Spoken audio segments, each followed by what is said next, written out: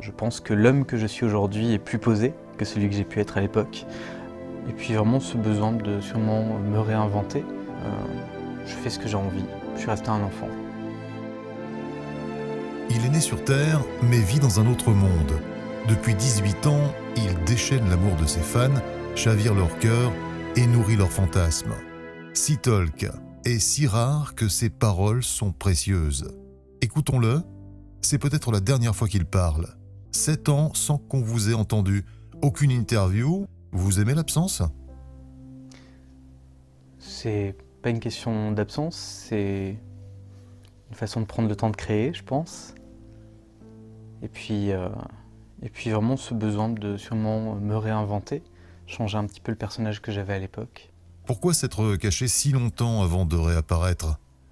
C'est le même principe que... Enfin, je vais un petit peu prendre votre question précédente, je vais vous donner la même réponse. C'est ce besoin de changement, je pense, de découvrir d'autres choses. J'ai beaucoup voyagé pendant 7 ans. J'ai fait des rencontres extraordinaires, plus compliquées, plus dures, comme toute rencontre. Et je pense que ça m'a fait grandir. J'avais besoin de ce temps, en tout cas pour revenir sur le devant de la scène. Vous avez changé, pas que physiquement, votre univers aussi. Vous n'avez pas peur de déplaire à votre public ? Non, j'ai la chance d'avoir des personnes qui me suivent. Après, on est sur une nouvelle ère pour moi, cette ère 2020. J'ai toujours construit cette carrière comme ça. Pour moi, il y a l'ère 2000, l'ère 2010, et là, on est sur un renouveau. Je pense que l'homme que je suis aujourd'hui est plus posé que celui que j'ai pu être à l'époque. Euh, pour le physique, écoutez, j'ai, je pense que j'ai grandi, donc il fallait que ça aille avec. Je ne pouvais pas rester ce petit minet que j'ai pu être. Et pour l'univers, en tout cas, il est centré, il me ressemble. Vous venez de sortir votre nouvel album, Mon Monde, pas si nouveau que ça, puisqu'il s'agit d'une réinterprétation de votre premier album du même nom en 2006. Pourquoi ce choix ? Euh, Déjà à l'époque, j'avais sorti un album qui me ressemblait un peu moins, qui était très formaté. Je sortais de plusieurs projets et l'équipe qui me suivait derrière a pris quelques décisions. J'étais tout nouveau dans ce milieu, donc j'ai été obligé de les accepter. Aujourd'hui, cet album me ressemble un peu moins. Je trouve qu'il n'a pas très bien vieilli par les sonorités et pourtant j'adore mes musiques et j'avais besoin de lui rendre justice. C'est aussi pour moi une façon de remercier les personnes qui me suivent depuis tant d'années. De reproposer cet album me permet de redécouvrir des chansons, de les assumer, d'aimer cet univers.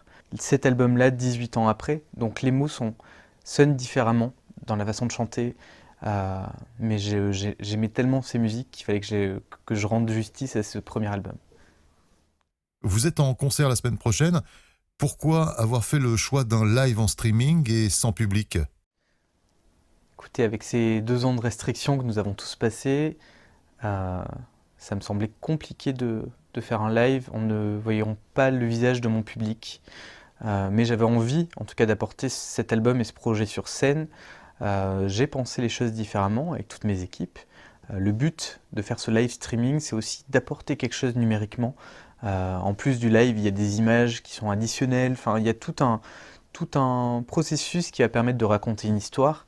Je n'aurais pas pu faire ce processus-là en étant en direct avec des spectateurs. Donc, dans les restrictions, dans le malheur, on a réussi à créer quelque chose qui est différent. Et j'ai hâte de vous présenter tout ça. Nous avons hâte de découvrir votre spectacle. Quelle en a été la préparation ? Ça fait 1 an que je prépare ce show avec toutes mes équipes, que ce soit des cours de chant, des cours de danse, du sport quotidiennement. C'est une certaine hygiène de vie pour pouvoir tenir sur scène, surtout au niveau du souffle, quand on danse et qu'on chante. Bon courage pour ce live. Vous vous livrez peu. Est-ce une façon stratégique d'attiser le mystère ? Comme Mylène Farmer se tait, plus on se tait, plus on attise le mystère, plus il y a de mystère et plus on veut savoir. Je pense que c'est plus par timidité. Et puis aussi, je trouve que maintenant, les artistes se dévoilent trop avec tous les réseaux sociaux.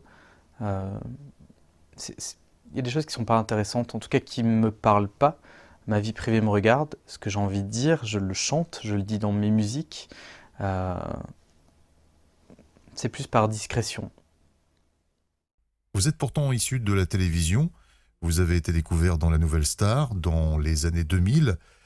Vous avez fait plusieurs émissions. Pourquoi s'effacer aujourd'hui? Sûrement parce que j'ai trop été exposé à une époque, et qu'aujourd'hui, en tout cas, je n'en ai pas l'envie. Voilà. On vous a souvent reproché vos textes faciles et légers. Comment répondre à ça? Euh, J'aime les choses simples. Je trouve qu'il n'y a aucun intérêt à trouver des mots qui sont compliqués juste pour bien faire. J'aime la rime facile, je trouve que c'est quelque chose qui fonctionne.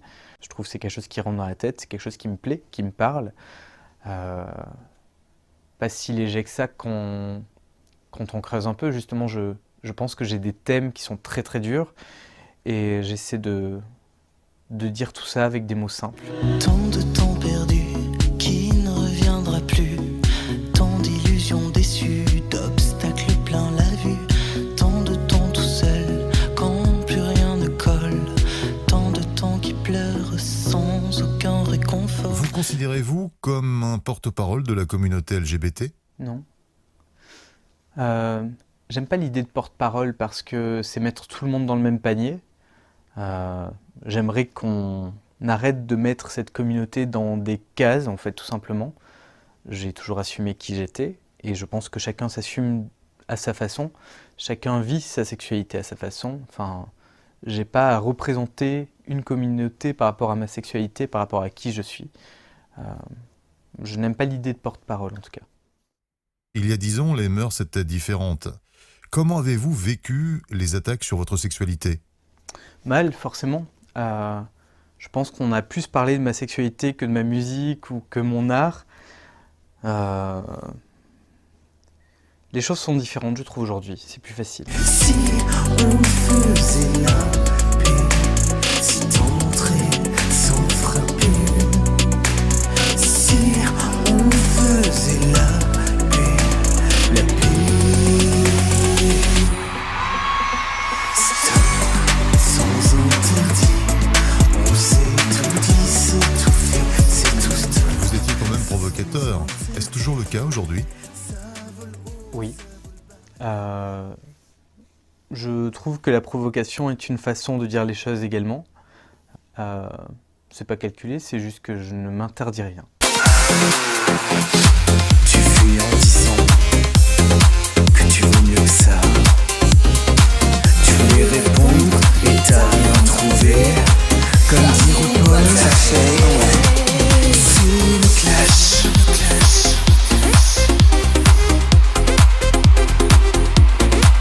Sous le clash.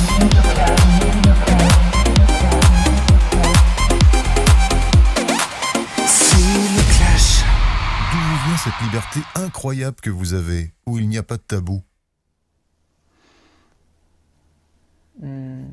J'ai eu la chance d'avoir une enfance libre. On m'a toujours laissé faire. Et puis le tabou vient d'une éducation, vient d'un code d'une société qui ne m'intéresse pas. Je fais ce que j'ai envie. Je suis resté un enfant. Marche, rêve, on attend dans la trêve, cherche encore la sève, faut que tu te relèves, vole du love, vole du love, vole du love, vole du love, car ça sort.